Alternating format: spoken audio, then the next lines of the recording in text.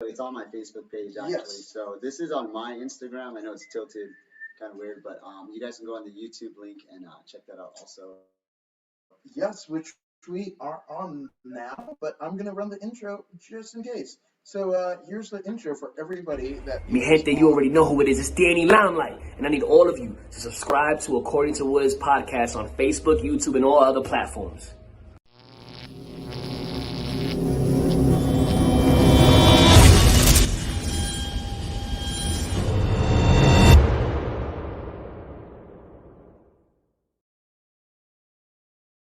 What's good, party people? This is According to Woods, and I am at an undisclosed location, a beautiful setting for the book release of Combate Americas and Bellator veteran Jonathan Santa Maria, who's basically published his first book. Yes, if fighting and chess and coaching wasn't talented enough, he drops a book on us.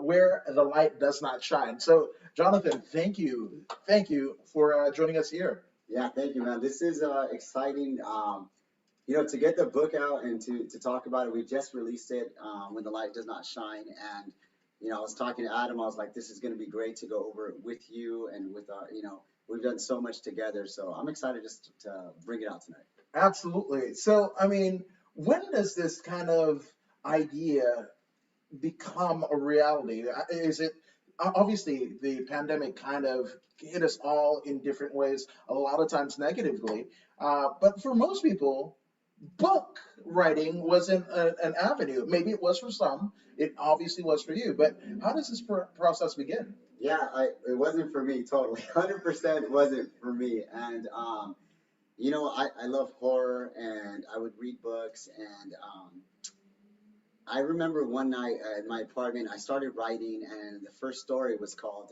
Emily. And I started writing Emily, which is a true ghost story that's inside this book. And I was writing, and I was so zoned in, and I did not realize I was writing for about 5 hours, right? Like totally, like 5 hours. What the heck? And that wasn't me. Those of you guys remember me in high school, that wasn't me.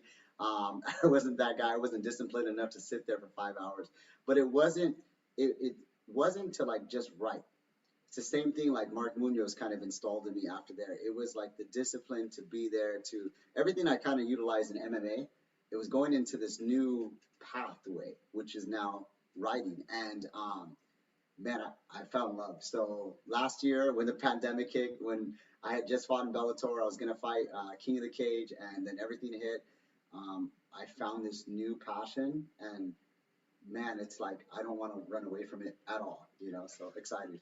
You aren't a runner from many things. I mean, obviously, for those who know your story, you were in a horrific car crash that could have like ended your life, but definitely your career. You battled back. Obviously, everything that your fight career has brought you, being a coach, all of these things, right? You are not one to shy away from a particular goal, a particular skill set. But this is different because, again, it, using kind of a reference, right? Brendan Schaub, right? Who's making, this is a guy who is in the NFL for a cup of tea. This guy was in the UFC, but he's making more money basically doing comedy and podcasting, which he doesn't have a background for. But one kind of theorized the fact that he basically took everything that he learned from MMA and as that athlete and applied it, that same discipline, that same tact, and parlayed it to all these other things. So is that what happened with you? Yeah, I mean, I think a lot of us that nowadays, especially that have went that route, we as fighters and the coaches, I think the coaches are a lot different than they were back then too, but we as fighters can utilize a lot of that now. And I hope the fighters out there understand like there are different routes for us. I see there's man, amazing coach out there, CMMA's coach. Oh, Chad George. Chad George is amazing. He's writing a book. He's doing all kinds of things. He's done, combat jujitsu. And I literally just saw that he was completing his book, and he has like a film coming out. So I mean, just that shows right there exactly what a lot of these MMA athletes are doing. We're not just there, and we can utilize all this hard work and discipline that we did there into this other part of this world. And this is definitely a big day for me, being able to be called a published author, and not because it's like, oh, I need that, but it's exciting to say it now, like I'm published, we're good, and we have a book out, and this is just, it's crazy. Yeah, absolutely. Now, obviously, fight camps, right? Those can be 8 to sometimes even shorter if you get a short notice fight. But it can be, again, all a bit exhausting. But this kind of journey going through, publishing your first book, like it's so different from everything that you've ever done, right? Which in itself is a bit of a nice little, like, a feather in your cap, right? But I mean, what was the process? Without divulging too much into it, did you start to write? Did you start to have a publisher waiting in hand? What was the deal? Yeah, I'm gonna actually say a story. My brother, I was telling you the story after. My brother's like, like I remember, he remembers the first time, like, hey, I told him, like, hey, I'm gonna fight in Bellator or the UFC, and he was like, okay, boom, Bellator hits, and he's like, damn, what the heck? And then I told him, like, hey, I'm gonna write a book, and he's like, yeah, okay, and then he's just like, you know what? Wait, no, he's like, everything you said, you've done, everything you said, you've done, and when this came out, he's just like, dude, me and mom were talking, and and it was just like, dude, you really just go out there and, like, who can say they're just gonna fight in Bellator? Who can say they're gonna go and write a book? Who can say, like, right now I'm back in school full time, and I want, my goal is UCLA or UCI right now. At 36, I went back. I have a 3.8 GPA right now, and I'm just all over the place going hard, so I utilize a lot of what I did before, but it was just like when I made the decision I'm going to write a book, there was no stopping. There was no stopping. It was Googling how, it was finding an editor, finding a formatter, finding someone to do my cover, putting all of this little manuscript that I had into this big dream, but I had to do the labor, I had to do the hard work, I had to get up, I had to write, I had to train, I had to do all that stuff, and I did it, and I accomplished something. And for me, is this, like I tell them, is this the best book in the world? It is probably not the best book in the world, but it's amazing. I like it. I think the concept's amazing. I think some of you guys will really like a lot of these stories in here. There's 10 stories in here, but it's an accomplishment for me. We sold 300 copies already. Like, I don't even know what to say. My editor and me talking, we're just like, what? And I'm the same. So that's because of everybody, and I've gotten great comments. So thank you guys so much for purchasing and supporting. That's amazing. Now, I almost want your brother to challenge AMC to go to the moon, is what I'm saying. Because it seems like that. I mean, not to say like I want to rub his belly or anything, but if he came out of a theoretical lamp, he might be the genie. Yeah. For real, right? Oh, man. So, I mean, is it a 70-30 split of all the things that? For my brother? Yeah, exactly, because he's challenging you and you do it. So, right? And he was one of the big reasons I actually went back to fighting. Me and him, we go back so much, and I love him to death. He's in this book also, but he's a big supporter. The Hispanic culture, the South, they doubt. That's an automatic. If you say you're gonna do something, Hispanic culture says no, or if you do it, they talk shit about you for doing it, So I mean, that's just the culture. But yeah, man, this is amazing today. That's amazing. Yeah, it's just maybe I shouldn't have divulged that part about him getting a cut of it. I'm sorry. I'm sorry. That's not gonna happen. But in terms of obviously fighting, you're testing yourself in a physical instance, right? And with you going back to school and doing all the other things that you kind of consume your life with, right? Did this challenge you in a way that maybe fighting didn't, in terms of your ability? Like, I mean, he can set that challenge, but it's for you to fulfill it. So, I mean, what part of yourself did you begin uncovering through the journey of this book? Yeah, there was, I mean, just like fighting, there was doubt. There was doubt, like, obviously, like, I've never written a book before, and so when I went back to school, even when I started back at Rio, there was doubt there. I had to learn all the Zoom stuff again. I had to, be able to send in all my papers and stuff. And then when I was writing, there's doubt, like, okay, when I send this to the editor, is she gonna laugh? Like, is my punctuation off, my grammar, like, and so, but with doubt comes, that's when I think I'm the best, that's when I kind of strive. And I I'm lucky to find a great editor to take me in and to do this and to kind of guide me with everything. But I think just it is what it is, man. It's a new passion, it's a new love, it's something I want to do. No one makes me go and write, no one makes me do any of that. I read a few of these stories and they're so passionate because a lot of them are true. That's the scary part of these stories, and horror itself is intriguing because it's something different. It's scary. It's something you don't know is always scary, whether it's reality scary or whether it's ghost scary. Anything new is scary. So my goal with this next series is just to intrigue my readers. I want to intrigue them. I want them to think about something. I want them to feel a little, oh man, and so it's here. Absolutely. Now, I didn't know that. I mean, I've known you for a number of years, but I didn't know that you were a horror guy. And it kind of sets you off because you're, in terms of your demeanor, like always smiles. Most people say I smile a lot. Nah, Jonathan Santa Maria has me like the smile ratio like 3 to 1 for sure. So this is new. I'm on like a horror book. When he told me, I was just like, you? I figured like Candyland going evil, right? Like the gumdrops going like, I'm gonna eat you. I didn't think of anything kind of cerebral, whatever. But then seeing your fight style, seeing your jujitsu style, seeing the way that you attack education, yeah, you are a cerebral guy. You're the cerebral assassin. Yeah, man. The scary part, the hard part was, when the book came out, no one knew, no one thought.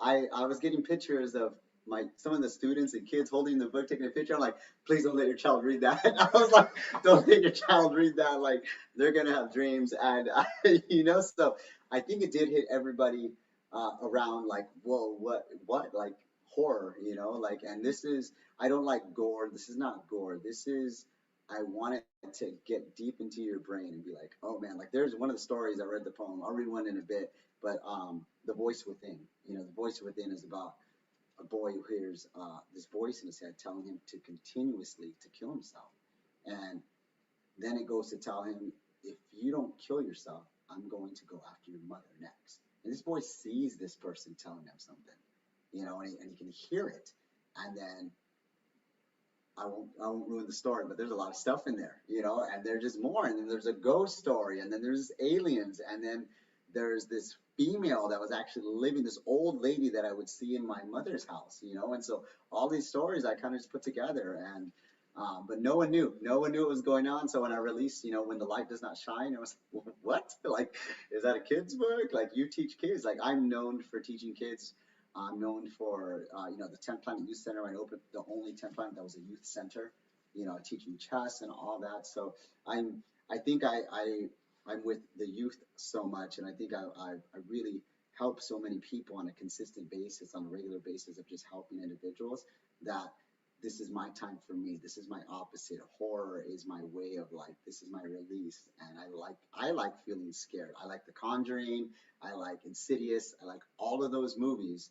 And there's probably a reason, and it's going to be in these books, guys. So you got to read to find out. But there's some good reasons for it. So long story short is that you teaching kids developed this horror story. So that's That's what parents would say, right? That's what parents would say. They're like, now you mentioned about the Conjuring and all that stuff.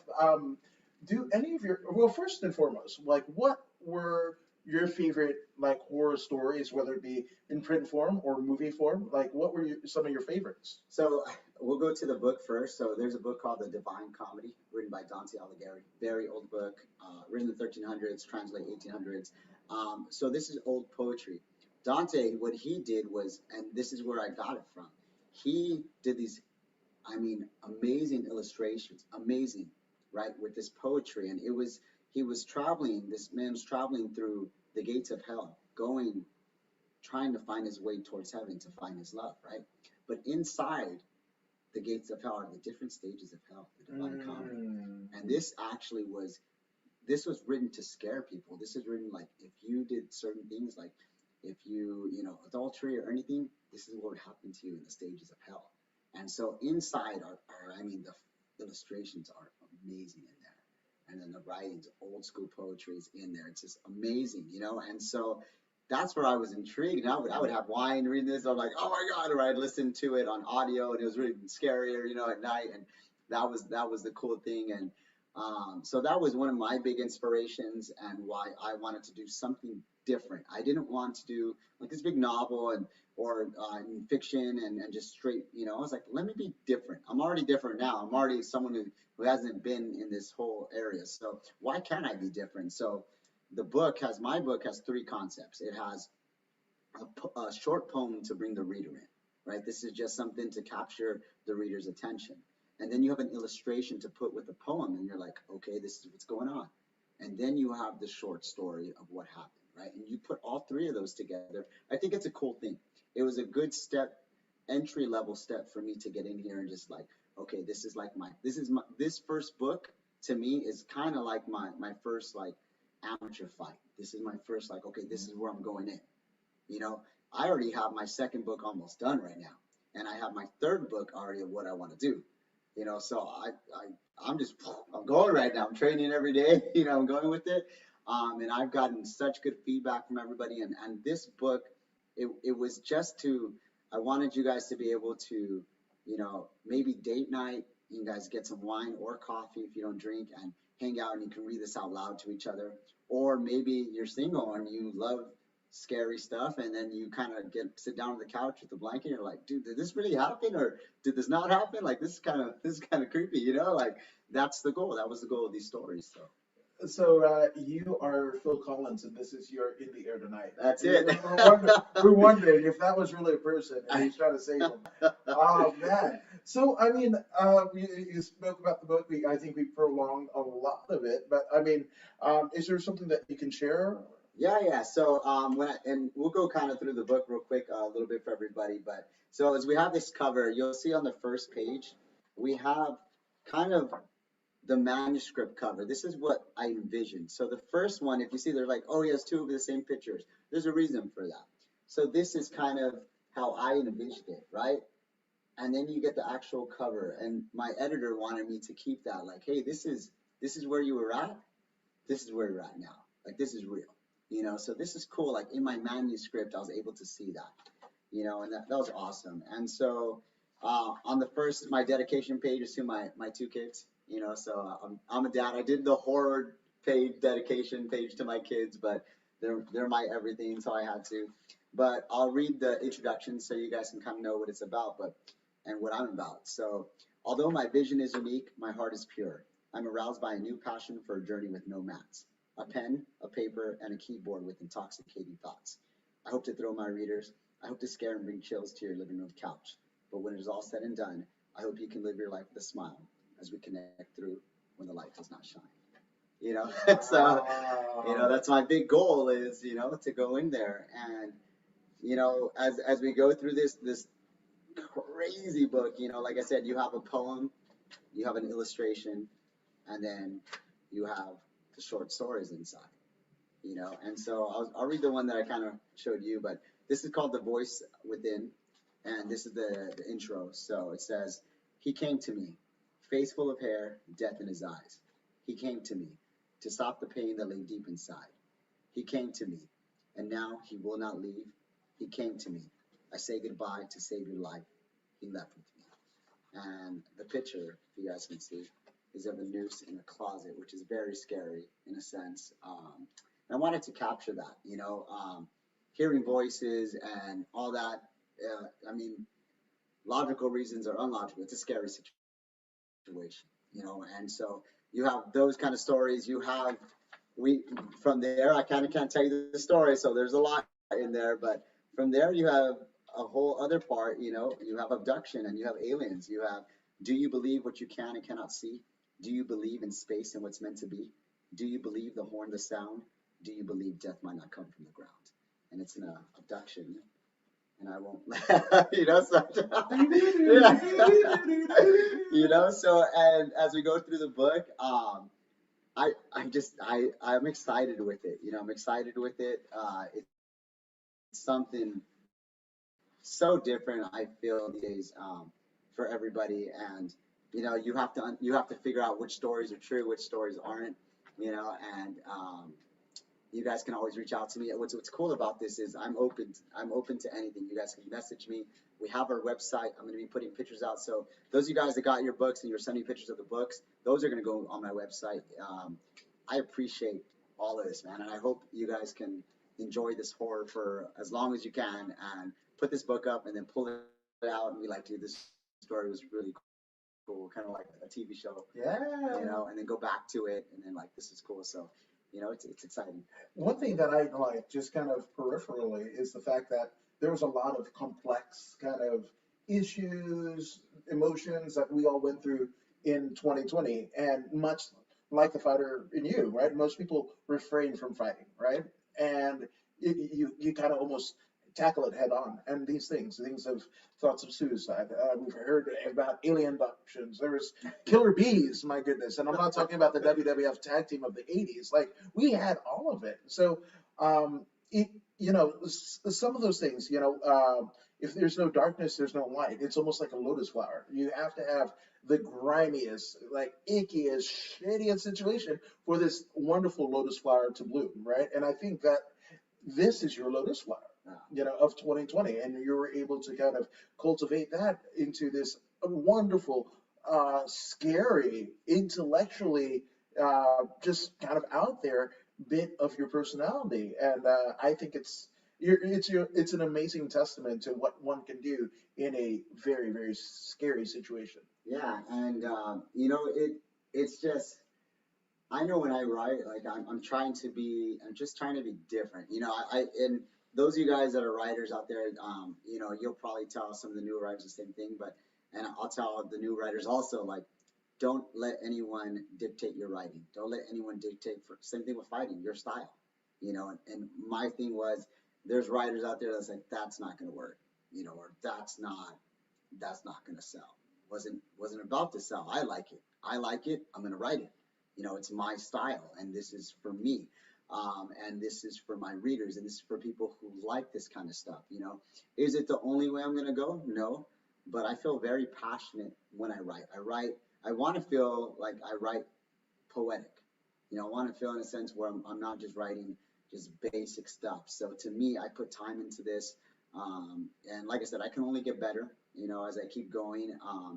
And the second book which is called Shade of Fear, that one's going to be totally different, which is cool. So I'll kind of announce the differences of what's going to happen. In this book, you have a poem, an illustration, and a story. In the second book of Shade of Fear, you're going to have 10 poems in each chapter, and then 2 illustrations in between there. So for instance, the first chapter is called Behind You, and that chapter is about things that have happened in your house. Have you ever walked into your house and you feel like someone's behind you? I write poems on that. Have you ever sat in a room and you feel like someone's in the corner just looking at you? Have you seen handprints on the window? Like, I have poems for all of that. Wow. So that was my goal. Is I want you to be able to sit at home and open this and kind of feel freaked out. I want you to feel freaked out. That's the goal. And my quote that I took now is, I write to intrigue, not to harm. That's my quote now. So, that's where I'm at. That's great. And again, the voices and everything like that, you turned it into some a great piece of literature. Usually, when the voices in my head come to play out, eat more pizza. So, Right. The voice within. yes, I Eat more know. pizza. Yeah, absolutely. So you've done well. But I definitely put it in the description. But for those who are kind of curious on to where to find this and where to find out more about you, where can they find you on social media, and what is the website, good sir? Yeah, so if you on the website is the name of the book, whenthelightdoesnotshine.com. You can go on there, and that'll give you the link to my Amazon website, and that's where the book is at right now. I'm only going to sell the book at one bookstore. I'll announce that next week.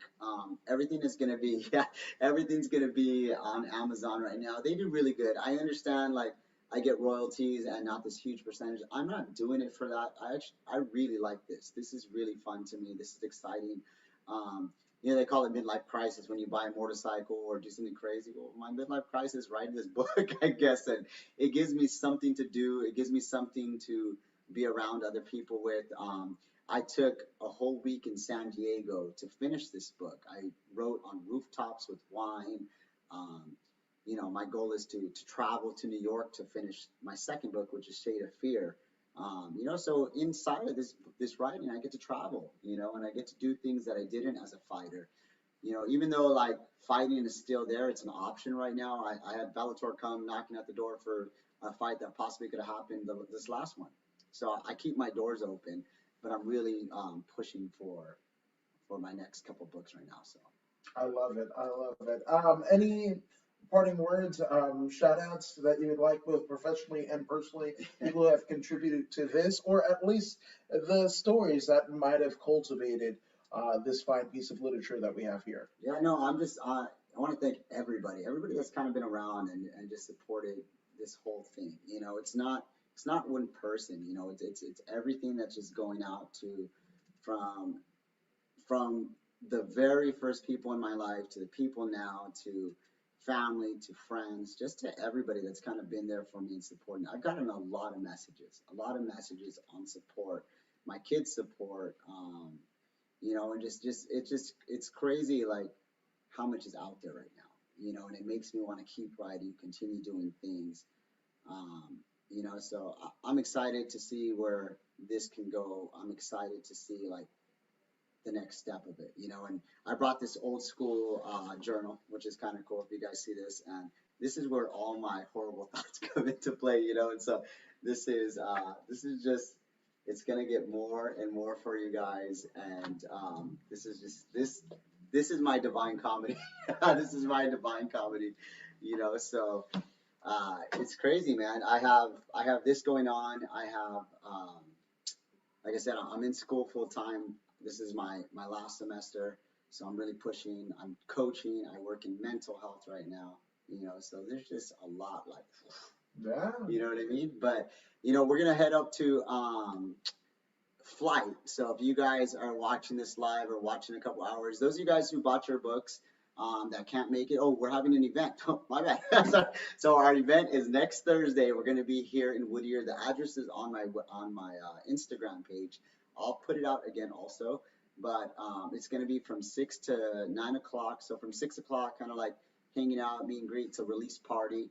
It's no charge. Come in. We got free kettle corn, pan dulce, coffee, water. Come hang out. If you bought your books, you can bring your book, and we'll do a free signing here with the illustrator, also Ian Santa Maria. He's going to be here signing the books, and he'll have the actual photos. We're going to have them framed so you can see. He drew everything by hand. Wow. So this isn't computerized. He drew it by hand, which is really cool. He's my nephew. It's crazy how we kind of combined. So that was really cool. So next Thursday will be the release party, 6 to 9. 6 o'clock will be the start. 6:30, I'll actually read a couple stories from the book. Kids will be allowed. We'll have like another section like where they can color and hang out, because I know parents that are into horror. You'll have kids. I have my kids. They're gonna be here. You know what I mean? So you guys can bring your kids. And then I'm planning on signing from 7 to 9. So when I did the last signing at Sage, it was like an hour, I think, but it went like 3. So Yeah. we're gonna make sure that I get everybody. If you come with the book, I'm not leaving until I sign it for sure. And then tonight, if you guys want me and Adam, we're gonna go to Flight. It's literally across the street. You guys can come out, hang out, have a glass of wine with us. I'll sign your book here if you're in the area. If not, we'll see you guys Thursday in Whittier for book signing and release party. Absolutely. Again, Jonathan, it has been an honor and privilege to have you on, for you to provide this wonderful, wonderful setup here. Yeah, and thank you guys for joining us here at According to Woods. And if you haven't already done so, go ahead and like, share, and subscribe to the According to Woods podcast on Facebook, YouTube, and Twitch. I mean, Jonathan, you're subscribed, aren't you? Yes. Damn right he is. So go ahead and subscribe. And what I'm actually going to do is I'm going to come a little bit to you and run the promo. But if you don't believe him, you don't believe me, well, maybe Zeta Zhang will help convince you. And it will be us. You know what? I'll just end it now. Here we go. Hey, Dun, this dun, is dun. Zeta Zhang. Yeah. Make sure you subscribe.